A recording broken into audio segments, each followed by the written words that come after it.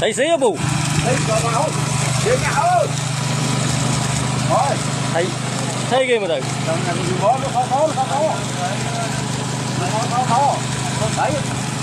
xăm lý ấy, xăm lý nướng xăm lý ô thấy chuyện tầm rấy cô trắng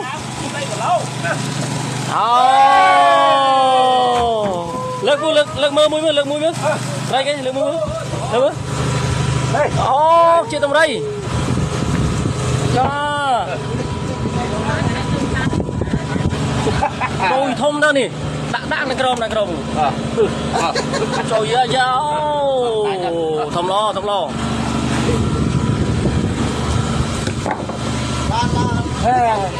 đây mưa đang này đây ô nó riết đây ngon à đây tôi bắt bảo rồi mà bị bay ở bên đấy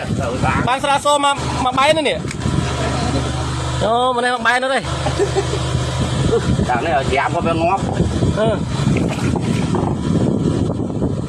trong thằng ngon bạn thấy con chú đó đã cháu nhớ tầm này ban xe so mà bay đây nè cha sờ túi chứ nè lôi sốt mà nó stui đây rồi ba tú cậu nổ xí à trời tao mới bước tiếp thấy cái bay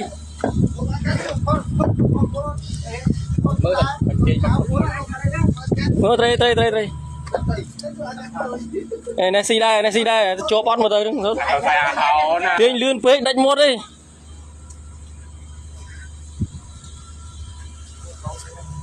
mơ ô nghe bạn tây mà hong đặt trâu này rồi ngay bên chăm say mà mình tăng này chọ này